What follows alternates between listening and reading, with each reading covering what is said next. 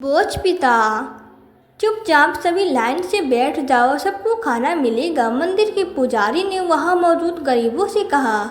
तभी वहां एक गाड़ी आती है और उसमें से कुछ लोग उतरते हैं और वहां मौजूद गरीबों को खाना और कंबल बांटने लगते हैं।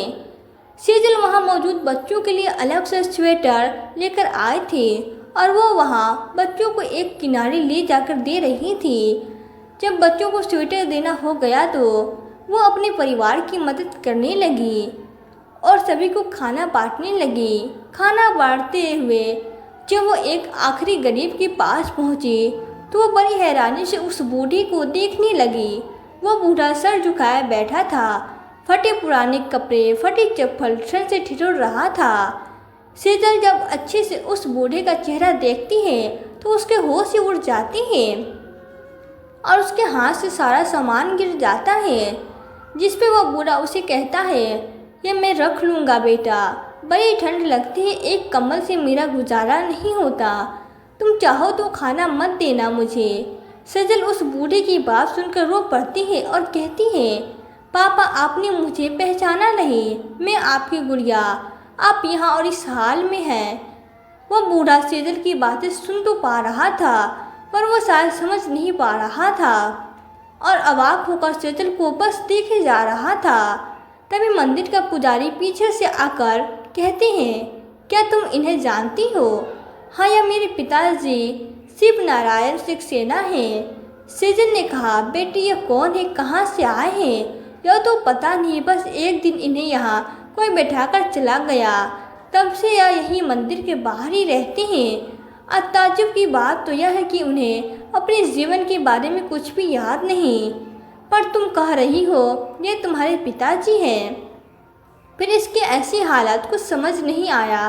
पुजारी ने कहा, पंडित जी मेरे पापा को मेरे भैया सुधीर अपने साथ अमेरिका ले गए थे और तब से रोज़ मेरी बात पापा से फ़ोन पे होती है।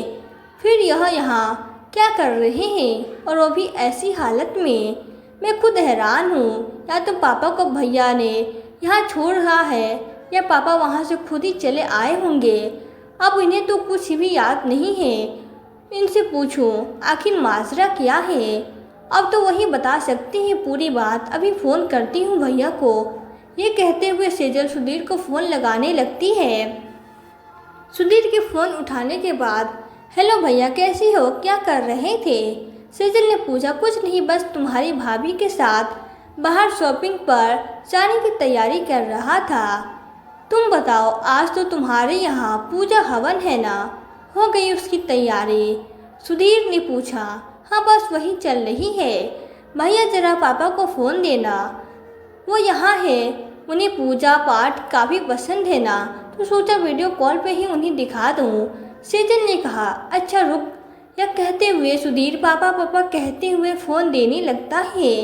उधर से बिल्कुल सेजल के पापा की आवाज़ आती है जो कहते हैं, हाँ गुड़िया बोल बेटा, आज मेरी तबीयत बिल्कुल ठीक नहीं है, मैं तो दवाई खाकर सो रहा था, तो फिर कभी वीडियो कॉल कर लेना। उसके बाद सुधीर फ़ोन में आकर बोलता है, वो क्या है न सेजल, पापा को यहाँ की ठंड बर्दाश्त नहीं हो रही, इसलिए थोड़े सुस्त हो गए हैं, तो फिर कभी बात कर लेना। सुधीर की इस बात से सेजल हैरान तो हुई और उससे सोचा, जब पापा वहाँ मेरे सामने बैठे हैं तो फ़ोन पे वो आवाज़ किसकी थी? फिर उसे याद आया कि जब से भैया विदेश गए हैं तब से वो कभी भी वीडियो कॉल नहीं करता, बस बातें करके फ़ोन रख देता है। जब मैं उससे वीडियो कॉल करने को कहती थी तो कोई ना कोई बहाना बना ही देता था। आखिर यह सब हो क्या रहा है? सेजल ने सोचा और फिर वो शिव नारायण जी को अपने साथ ले गए। वो अपने पति अमित से कहती है, पता नहीं अमित, ये पापा को क्या हो गया है, और जब भैया इन्हें अमेरिका ले जाने वाले थे तो ये यहाँ इस हाल में कैसे? या तो मुझे पहचान रहे हैं ना, उधर भैया भी पता नहीं किससे मेरी बात करवाते आए हैं इतने दिनों तक। सेजल तुम्हें पक्का यकीन है ना ये तुम्हारे पापा ही है? क्योंकि मैं इसलिए ऐसा कह रहा हूँ, या ना तो तुम्हें पहचान रहे हैं और ऊपर से उधर भैया भी तुम्हारी बात पापा से करवाई, ऐसा तो नहीं कहीं या कोई बहरूपिया हो। अमित ने कहा, यह कैसी बातें कर रहे हो आप, यह मेरे पापा ही है। वह बहरूपिया वगैरह फिल्मों में होता है, असल ज़िंदगी में ऐसा नहीं है। और अपने पापा को कोई पहचानूंगी क्या? यहाँ कोई बड़ी साजिश हुई है, पर पता कैसे करूँ? भैया इतनी दूर बैठे हैं और फ़ोन पर वो तो सच्चाई बताने से रहे नहीं, और यहाँ पापा भी कुछ भूल गए हैं। आखिर सच्चाई का पता कैसे करूँ? सेजल ने कहा, सेजल यह सब बाद में करेंगे, अभी सबसे ज़्यादा ज़रूरी है पापा का इलाज करवाना। एक बार पापा ठीक हो जाए बाकी तो सब कुछ अपने आप ही सही हो जाएगा। अमित ने कहा, ठीक कह रहे हो आप। यह कहकर सेजल शिव नारायण जी के पैरों के आगे बैठकर कहती हैं, पापा आपको अपनी गुड़िया याद नहीं? पापा आपकी तो जान बचती थी हमें, फिर आप हमें कैसे भूल सकते हैं? कुछ तो याद कीजिए, कुछ तो बताइए पापा, आप ऐसे अनजान नहीं बन सकते। सेजल शिव नारायण जी से यह सब बातें कहते कहते रो पड़ी। बेटिया कौन हो तुम? मुझे सच में याद नहीं, पर यह जो तुम कर रही हो ना, गरीबों में दान कर, वह बड़ा नेक काम है। तुम्हें पता है उन बच्चों को जब रात में ठंड लगती है तो वो काफ़ी रोते हैं। आज अभी चैन से सो पाएंगे, भगवान तुम्हारा भला करेंगे। शिव नारायण जी ने अपने कांपते हाथों से उठाकर सेजल को आशीर्वाद देते हुए कहा, पापा यह भी आपने ही तो सिखाया है कि जब आप किसी की मदद करने के लायक हो तो ज़रूर करो, क्योंकि भगवान ने जितना हमें दिया है उतना तो शायद किसी का सपना हो। पापा भले ही अभी आपको कुछ याद नहीं, पर मुझे सब कुछ याद है, और अब आपकी यह बेटी आपकी भी मदद करेगी। सेजल ने कहा।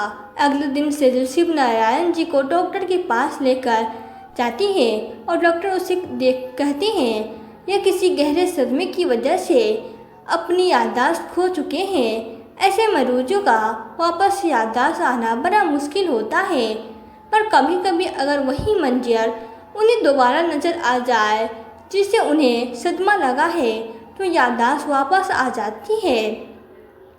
पर यह कभी पक्का नहीं कह सकते। मुझे इनके कुछ टेस्ट करने पड़ेंगे, फिर उनकी हालत यहाँ तक बेहतर की जा सकती है, उसकी कोशिश करेंगे। सेजल यह सुनकर काफ़ी मायूस हो जाती है और वह फिर शिव नारायण जी को घर वापस लेकर आ जाती है।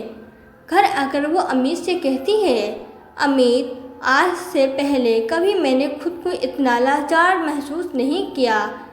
समझ रही हूँ कि पापा का साथ ज़रूर कुछ न कुछ बुरा हुआ है, पर कर कुछ नहीं पा रही हूँ।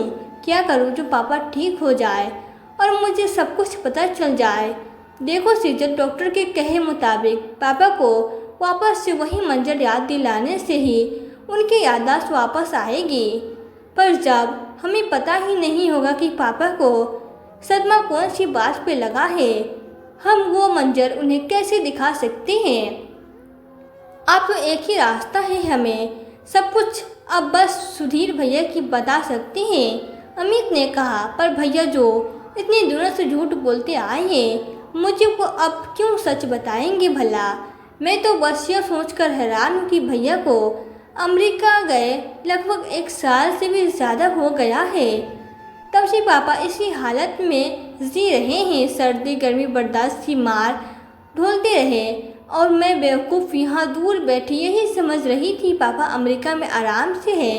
क्यों मेरे दिमाग में एक बार भी यह बात नहीं आई कि पापा को भैया कभी वीडियो कॉल पे आने क्यों नहीं देते? सेजल ने कहा, जानता हूँ सेजल, तुम्हारी तकलीफ़ अभी मैं समझ सकता हूँ, पर यह वक्त भावनाओं में बहने का नहीं है, एक ठोस कदम उठाने का है।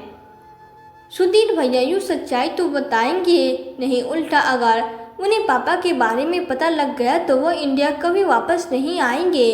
इसलिए हमें सबसे पहले उन्हें यहाँ धोखे से बुलाना होगा, और सिर्फ एक ही चीज़ है जो उन्हें यहाँ बुला सकती है, वो है पैसा। तुम भैया को फ़ोन कर कहोगे कि पापा की कोई पॉलिसी मैच्योर हुई है, पूरे 1 करोड़ की है, और वो पापा को यहाँ आकर साइन करने के बाद ही सीधे उनके अकाउंट में मिलेगी। उसे कुछ शक न हो उसके लिए कहना, पापा से पूछना जरा कि ऐसी कौन सी पॉलिसी जिससे उन्होंने अल्टरनेट पते पर मेरा घर का पता डाला था। जब तुम ऐसा पूछोगे तो वो कोई बहाना बनाएंगे या कहेंगे हाँ पापा कह रहे थे। पैसों की बात सुनते ही वो ज़रूर आएगा। तब हम उसकी गिरबान पकड़ेंगे और जब वो आएगा पहले हम देखेंगे कि पापा को साथ न लाए। क्या वो बहाना बनाते हैं? तब तक पापा को कहीं छुपा कर रखना होगा, अमित ने कहा। उसी रात शिव नारायण जी जब सो रहे थे वो नींद में जोर जोर से चीखते हुए कहने लगे, मैंने नहीं मारा उसे, मैं नहीं मारा उसे। बेटा तू तो यकीन कर। सेजल नारायण जी के कमरे में ही सोई थी। वह इस आवाज़ से उठ बैठे पर उसके शिव नारायण जी को जगाना नहीं। उसे लग रहा था कि नींद में ही शायद शिव नारायण जी कुछ काम की बातें बता देंगे, पर वह इन शब्दों के अलावा कुछ नहीं बोले और शांत होकर वापस से सो गए।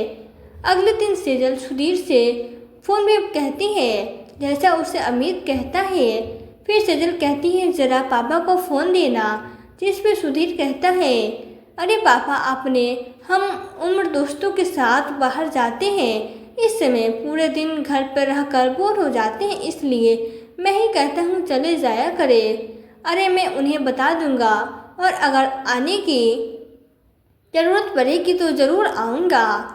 एक बात बता, अगर सिर्फ मैं आऊँ तो चलेगा या क्या है ना? पापा की अब उम्र भी काफ़ी हो गई है तो सफ़र उन्हें रास नहीं आती, वो भी इतना लंबा सफ़र। भैया पॉलिसी पापा के नाम पे है तो उनके तो साइन चाहिए ही होंगे ना, पर क्योंकि उन्होंने नॉमिनी में आपका नाम रखा है तो मैं पूछती हूँ वकील से कि सिर्फ आपके साइन से काम होगा या नहीं। यह कहकर सेजल फ़ोन रख देती है। अगले दिन वो वापस से सुधीर को कॉल करके कहती है हाँ भैया आपके साइन भी चलेंगे। तो इस तरह सुधीर कहता है ठीक है, मैं सबसे जल्दी की टिकट करवा कर आता हूँ। वो तुम्हारी भाभी भी आना चाहती है, काफ़ी दिन हो गए हैं ना हमें वहाँ आए हुए। हाँ हाँ भैया आप सभी का स्वागत है। काश के पापा भी आ पाते तो उनसे भी मिलना हो जाता, पर आप और भाभी दोनों आ जाएंगे तो पापा की वहाँ देखभाल कौन करेगा? सेजल ने कहा यह पापा के लिए फुल टाइम मेड है जो पापा के अच्छे से देखभाल करती है, और कुछ दिनों की ही तो बात है, सुधीर ने कहा। फ़ोन रखने के बाद सेजल अमित से कहती है कैसे झूठ पे झूठ बोले जा रहे हैं। आओ भैया, जो तुम्हारे झूठ का करारा जवाब मैंने भी न दिया तो मेरा नाम भी सेजल नहीं। सेजल हमें बड़े सतर्क होकर पूरा काम करना पड़ेगा, कहीं ऐसा न हो कि सुधीर के यहाँ आने से पहले उसे सब कुछ पता चल जाए, अमित ने कहा। उसके बाद एक दिन सेजल शिव नारायण जी को पार्क में घुमाने ले जाती है। वहाँ बैठे अपने पापा को कुछ पुरानी तस्वीर दिखा ही रहे थे, पर शिव नारायण जी उन तस्वीरों को एक अनजान की तरह ही देख जा रहे थे। यहाँ तक कि वो अपनी पत्नी को भी नहीं पहचान रहे थे। पर जैसे ही सेजल ने फ़ोन पर तस्वीर बदले शिव नारायण जी को सुधीर की तस्वीर दिखाई, शिव नारायण जी के चेहरे का भाव ही बदल गया। वह एकाएक बोल पड़े अरे ये तुम्हारे परिवार के बीच में क्या कर रहा है? आप जानते हो इन्हें क्या किया है इन्होंने? सेजल उत्तेजित होकर शिव नारायण जी से पूछने लगी। इससे पहले शिव नारायण जी कुछ बताते एक बुजुर्ग व्यक्ति वहां जाकर सेजल से कहता अरे सेजल बेटा, तुम कितने दिनों बाद मिलना हो रहा है तुम लोगों से, और शिव नारायण या अमेरिका से कब वापस आया? अरे दिनेश अंकल आप कैसे हैं? सेजल ने पूछा। बेटा मैं तो ठीक हूँ, जब से इस मोहल्ले से दूर गया हूँ सबसे लगभग रिश्ता टूट ही गया है, उम्र हो गई है ज़्यादा, घर से निकलना नहीं हो पा रहा है। शिव नारायण जी से तो तब मिला था जब वह अमेरिका जाने वाला था, उसके बाद यह कब आया? और तुम शिव नारायण आने के बाद एक फ़ोन तो कर सकते थे ना मुझे, हम पड़ोसी कम दोस्त ज़्यादा थे, थोड़ी दूर क्या चला गया, सारे रिश्ते ही तोड़ दिए। दिनेश जी ने कहा अंकल क्या बताओ आपको, पापा को अभी कुछ भी याद नहीं है। आप यकीन नहीं करेंगे मैंने पापा को किस हालत में देखा। हमारे बहुत कोशिशों के बाद अमित का ट्रांसफ़र इसी शहर में हो गया। मेरे सास ससुर का भी हमारे अलावा कोई नहीं है और मैं सोच रही थी पापा के भैया के साथ अमेरिका में बस गए हैं तो चलो एक ही शहर में रहकर पूरे परिवार के साथ रह पाएंगे। यहाँ आने के बाद अपनी मन्नत के पूरा होने पर माता के मंदिर के बाहर गरीबों को कुछ दान करने का इरादा बनाकर जब वहाँ गई तो पापा को वहाँ भिखारियों की लाइन में बैठे भीख मांगते देखा। मैं बता नहीं सकती अंकल उस वक्त मुझ पे क्या बीती। सोचा था पापा अमेरिका में आराम से हैं, पर यहाँ तो पापा की ऐसी हालत। अब इनके साथ क्या हुआ या ना तो मुझे बता सकते हैं नहीं भैया बताएंगे, सेजल ने कहा।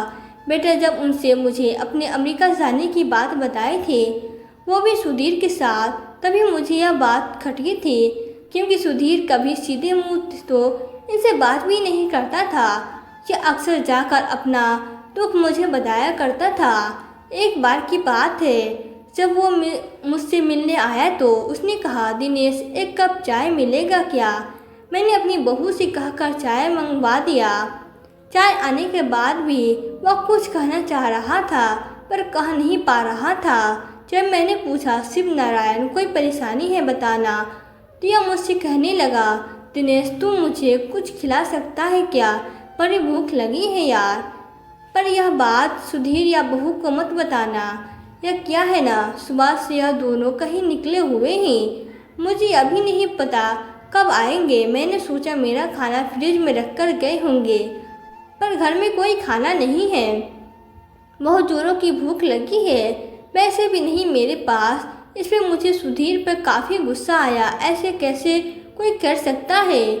पर इसमें मुझे कहा यार कुछ खिला दे, शुगर का मरीज हूँ, ज़्यादा देर तक भूखा नहीं रह पाता। फिर मैंने इसे पोहा दिया।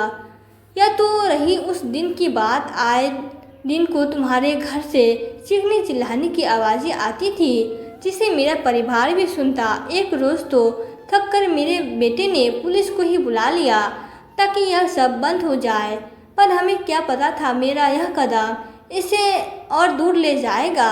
पुलिस तो चले गए पर शिव नारायण बिल्कुल बदल गया।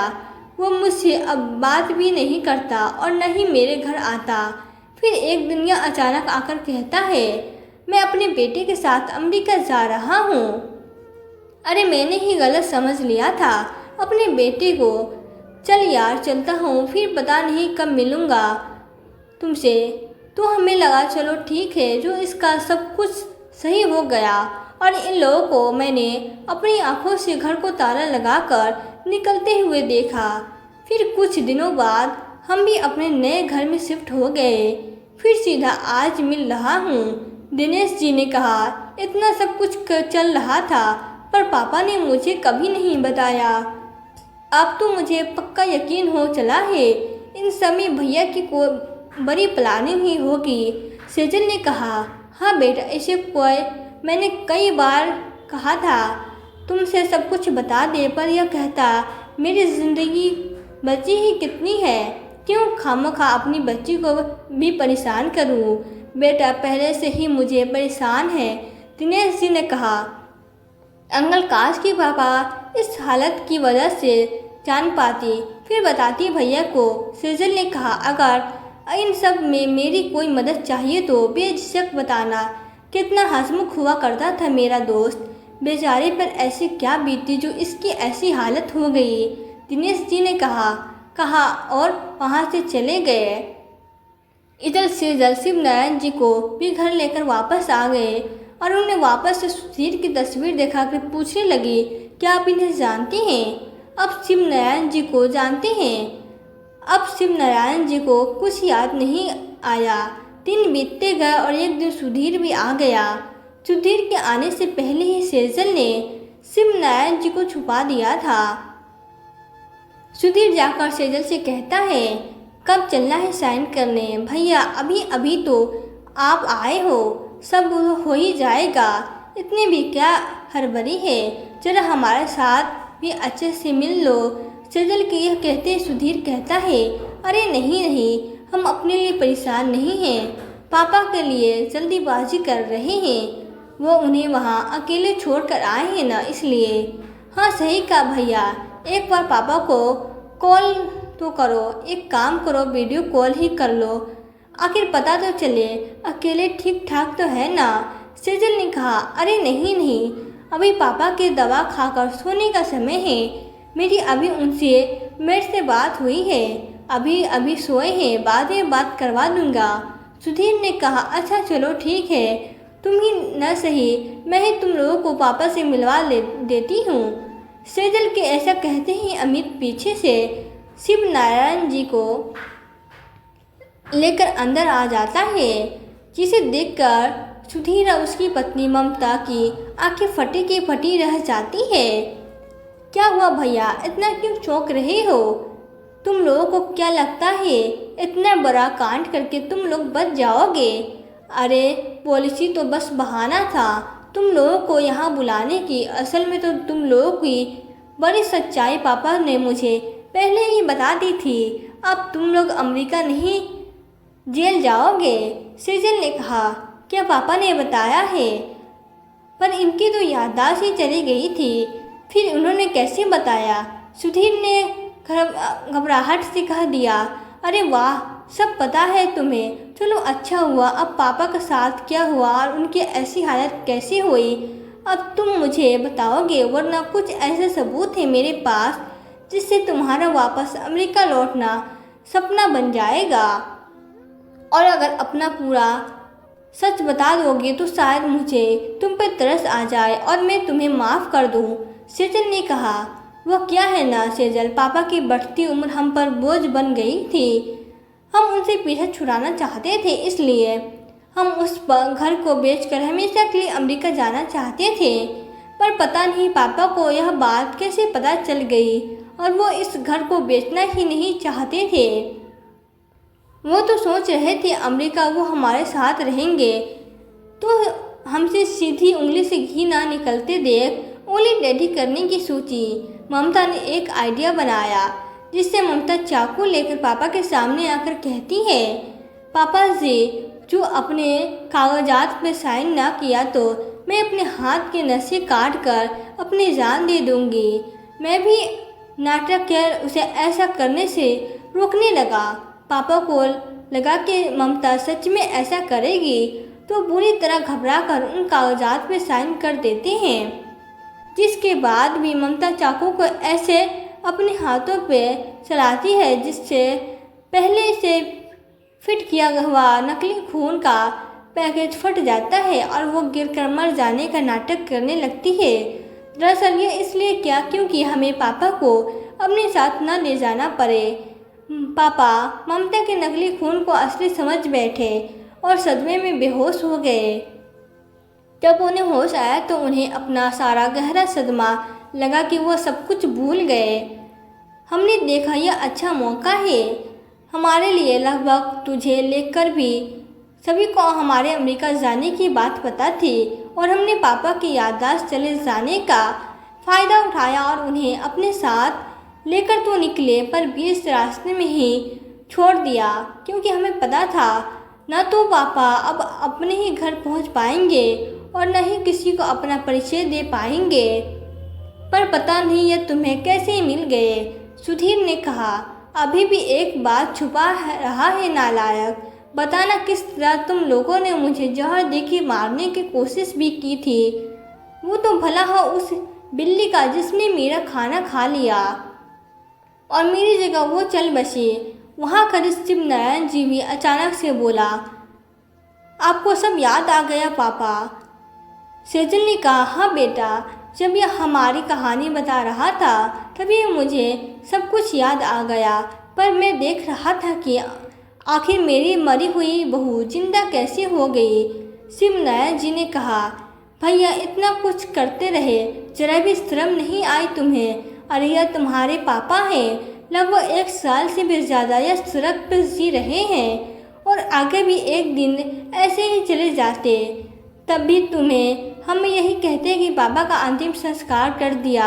इतने दिनों से जो तुम पापा की आवाज़ सुना रहे थे वे कैसे कर रहे थे? सेजल ने कहा, वो तो एक आवाज़ को रिकॉर्ड करके ऐप के जरिए करता था ताकि किसी को कोई शक न हो, सुधीर ने कहा। उसके बाद सेजल कहती है, सॉरी भैया, अब आप दोनों का भी अमेरिका नहीं जा पाएंगे क्योंकि पुलिस आ रही है और वो आप लोगों को असली जगह ले जाएंगी और सबूत के लिए सारी बातें रिकॉर्डिंग हो रही गई है। नहीं सेजल, माफ़ कर दे मुझे। पापा आप तो कुछ कहिए ना। बड़ी मुश्किल से अमेरिका में सेटल हो पाया, सब बर्दाश्त हो जाएगा, सुधीर ने कहा। इस बीच शिव नारायण जी के ने रणवीर को एक चाटा मारकर कहा, अब क्यों माफ़ी मांग रहा है? क्या कोई और योजना बना मुझे बीमार बताने की? बेटा, भगवान की लाठी में आवाज़ नहीं होती। फिर पुलिस आकर सुधीर और ममता को ले जाती है। उसके बाद सेजल शिव नारायण जी के सीने से लगकर कहती है, पापा आज मैं बहुत खुश हूँ कि आप ठीक हो गए। आपसे कोई और भी मिलने आया है, वो देखिए। तभी दिनेश जी आते हैं और कहते हैं, क्यों भुलक्कर, मुझे याद है। शिव नारायण जी हंसते हुए बोले, हाँ तुझे कैसे भूल सकता हूँ यार, पर एक बात बता, तू तो बड़ा खुश था अमेरिका जाने के लिए। कहीं से भी ऐसा न लग रहा था कि सुधीर तुझ पे जोर डाल रहा है। दिनेश जी ने कहा, हाँ क्योंकि कुछ दिनों से दोनों बड़ी चिकनी चुपड़ी बातें कर रहे थे।